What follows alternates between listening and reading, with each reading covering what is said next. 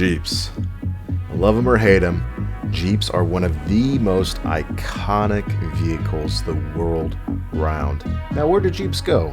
Do they have a home? It would definitely be Moab, Utah.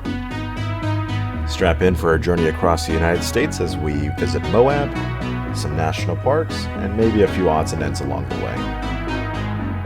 This is Go With Grimes, and we are going to the Jeep and adventure capital of the Southwestern United States, Moab, Utah.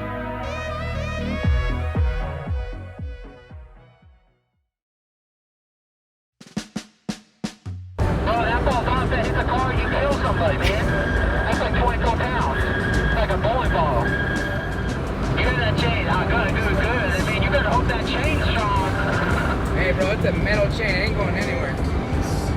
Our drive to Moab included lots and lots of desert. Specifically, 12 hours of driving to be exact. The round trip is about 1,400 miles from our location. Most people in the United States are going to have to drive to Moab in some capacity, so be prepared for a road trip. That's part of the fun. With any drive through the desert, there's always something strange around the corner. Our first oddity came in the form of these strange spare part statues at a gas station in Barstow.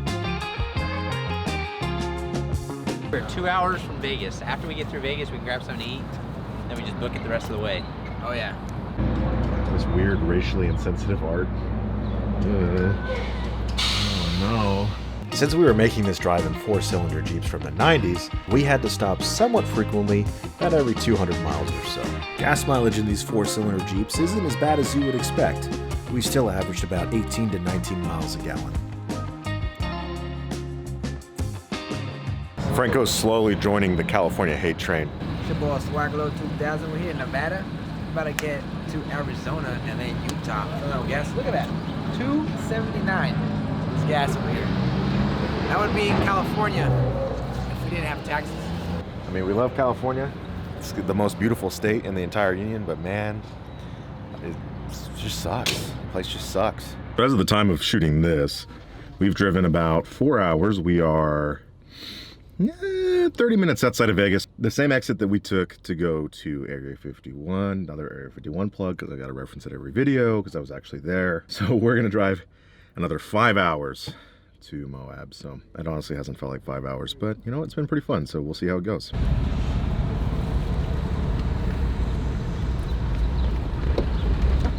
Some B-roll of the man's Jeep. Yeah, ain't no Franco Jeep.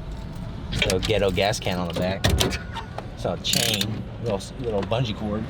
If you've ever made the drive past Vegas towards St. George, you'll notice that the drive starts to give way from the drab, gray Mojave Desert to the bright, red deserts of Utah really quickly. The Virgin River Canyon in Arizona acts as the gateway to Utah, and this is where the colors really start to come out.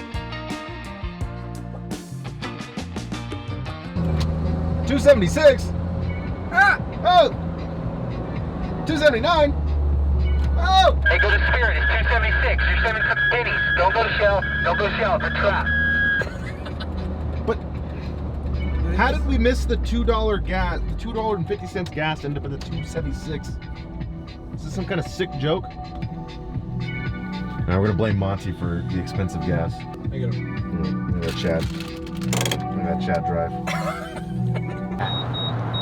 10 million dogs. That dude just went hounding. That guy just said, oh, I'm gonna go get myself some board. That's what men do. Not us. 10th of a gallon at a time. Hey, this is clean.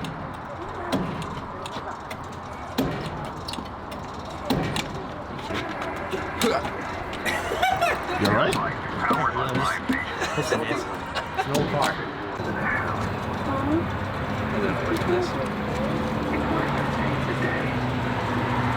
Come on, baby. Come on, baby. This is cringe. The little town shown here that we stopped in for gas in southwestern Utah is called Beaver, which funnily enough, despite all the name puns, is known for having the best tasting water in the entirety of the United States. Our journey along the interstate continued as the sun set on the snow-capped Mount Baldy. We had a long drive ahead of us, and it was going to be a dark one. Hey Siri, what's the temperature? it's warmed up quite a bit. We arrived at the Moab Valley Inn late the night before, so we unceremoniously went straight to bed. We woke up in the morning and began to prepare for the day's events, but Franco made one fatal mistake you never make in the tech world: leaving your unattended computer unlocked. Probably going comfortable today then. You're going comfortable? Yeah, like this, like sweats. I hear you. Is it so pretty outside?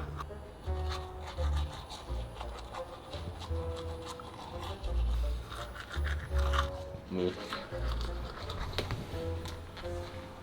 so pretty outside. Chad moment. Chad moment. Super Chad. Sorry, 19-year-olds.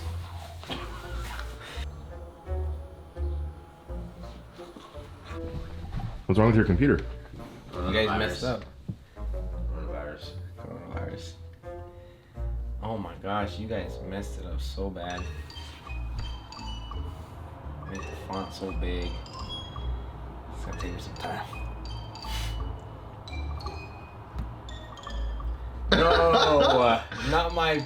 Oh no, you guys done goofed now. Alright, switch it back. What you guys do? You gotta figure it out. What did you guys do? I need to edit some stuff.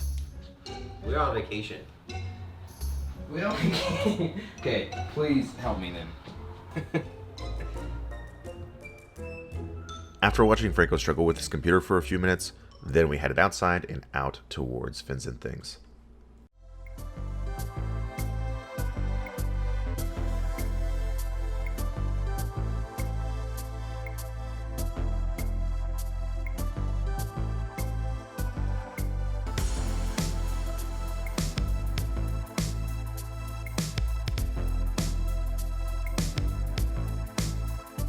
One thing about Moab that's immediately apparent too, I know I've already mentioned it's a Jeep Mecca, but as a Jeep guy, there are a lot of Jeeps. Yeah, there's some Toyotas and Rams and things, but Jeeps is really where it's at out here. Another thing that this place is known for is biking. There's a lot of cyclists out here, not just your motorbikes, but bicycles. So this is also a good place for that as well. We made it to the Fins and Things trailhead and then began the process of airing down. Part of the off-roading experience is something called airing down. Those of you guys that don't know, aired up tires don't like jagged surfaces, so we let some air out and makes things a lot better. It makes a huge difference. What's up, Gladiator? Man, we got the wimpiest Jeeps here. There he is. We found him. It's David Polite as the missing 411. He's coming this way. We're gonna disappear. We gotta get out of here. 36. 36, dog. 36 PSI, not going 40 like Freeway Ridge. Dude, that's. Dude, why is that so hard to say? Freeway Ridge. Freeway Ridge. Freeway. No Go with Grimes video would be complete without me opening up a mailbox of some sort. I mean, we've opened up all kinds. We've opened up the black mailbox. We've opened up that weird mailbox in the Salton Sea. Fortunately, though, this one's not going to have anything weird in it. It's got maps. It's actually very useful for once. It's not a Skinwalker Polaroid or a whiskey flask or some ET abduction implant. We've got a beautiful Sand Flats recreation area. So very nice. I'm very appreciative of that. For once, a mailbox has something that's not weird. So one reason why you should get a Jeep is you can literally take a quesadilla and jam it in between your engine block. Unlike Monty literally jamming food in his engine block, I just brought Lunchables. Because I thought that was the sensible thing to do. Meanwhile, he's actually cooking food in his engine block right now.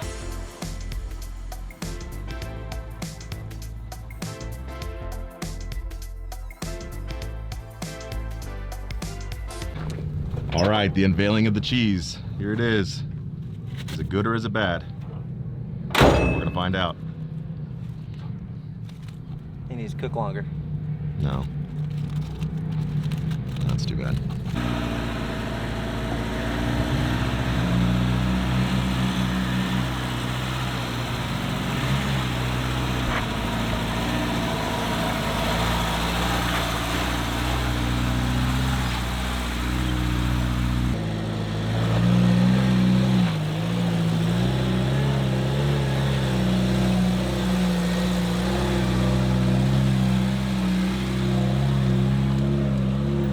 Franco, how do you feel so far? From like 1 to 10. Yeah.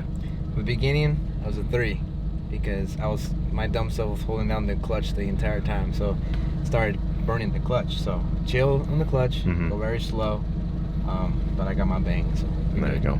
Caffeine, that does it. If there's any secret to Moab, just make sure you got caffeine, I guess. Hey, look at that JK go.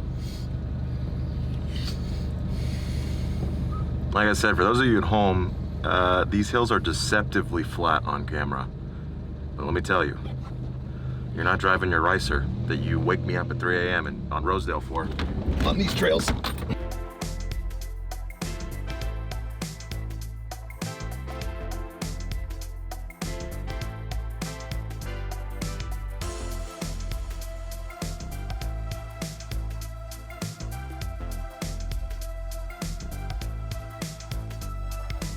Ads right here.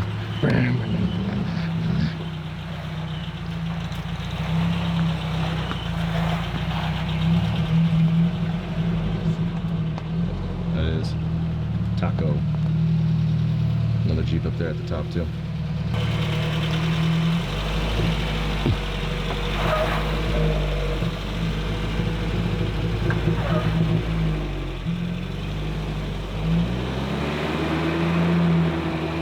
Nothing.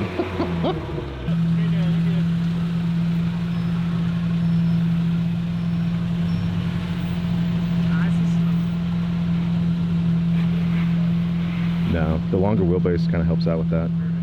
But he's gonna scrape.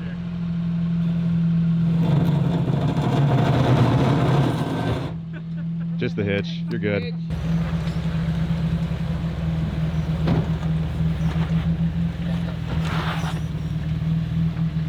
Yeah, if you took this line, you'd die. Sure to die.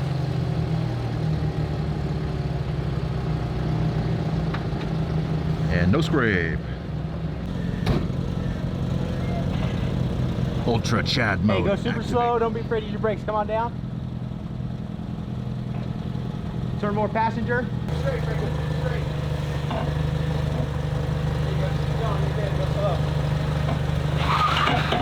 You're good. Slow. You're good. And touchdown. Just slow down. Go. Hitch. So where are we? We're right there? Right there, we got to do this. Come up. We're about 10% done, maybe 5%. So Fins and Things gets its name from these weird fin formations. You know, if this is the baby trail, Hell's Revenge is going to be, it's going to get its namesake for sure. Now, what you got here is the Hill of Death.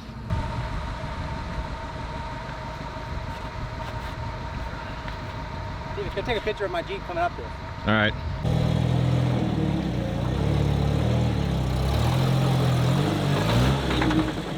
Just go down.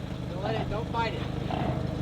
Give it a little bit of gas. Hey, Franco, if you start rolling backwards, just hit the brakes and go down softly. Okay? Go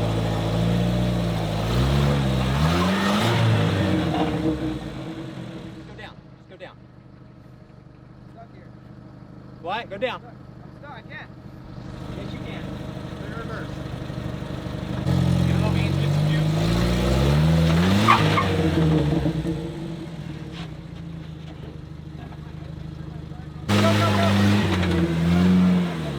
Left.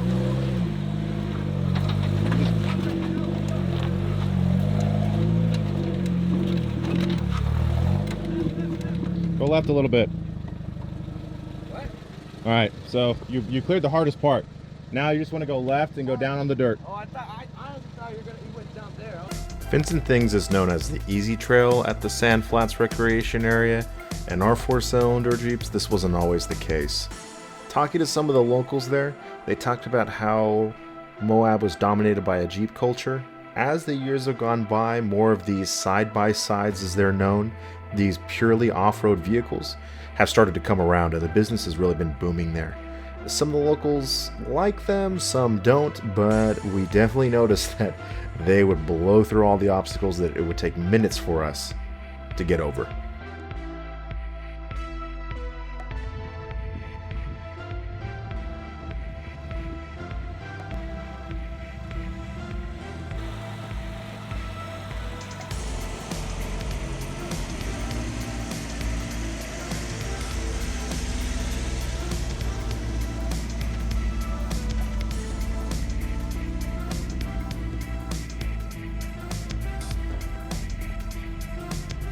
All right, let's talk Jeeps for a second. So the Jeep you're seeing now, this is Franco's 98 Jeep TJ. These are the second generation Wranglers, as they are known. He's got it on a 2-inch lift. He's got 31-inch Pro Comp all-terrain tires. So he's also got a couple other things, CB radio, some Quadratech side steps. He also chained a jerry can to the back because he didn't think Rotopax was cool enough. So go figure. It's a manual 5-speed transmission, so it definitely makes things a little bit more challenging than the average automatic Jeep. But pretty fun overall. So Monty's Jeep is a 95 YJ. It's got a, I'm just gonna let him talk about it, so we'll just do that. Hello, my name is Monty Montana, and this is my 1995 Jeep Wrangler YJ, also known as Jessie. She's packing an inline 4-cylinder engine that puts out approximately 20 horsepower and 10 foot-pounds of torque. She's on a 2.5-inch Old Man Emu lift kit with 32-inch KO2 tires. She has a JKS quicker sway bar disconnect, Harbor Freight winch, hardtop, and that's it. What else do you want to know? Overall, Fins and Things was a great experience, and I highly recommend that if you have a Jeep and you have the time, you should go and make the journey to Moab to check it out. And if you have the gumption for it, maybe check out Hell's Revenge. We didn't have it though. However, that's all we have time for in this video. Stay tuned for part 2 as we journey to downtown Moab, to Arches National Park, and beyond, all as we explore the great state of Utah. This is Go with Grimes, and thanks for watching.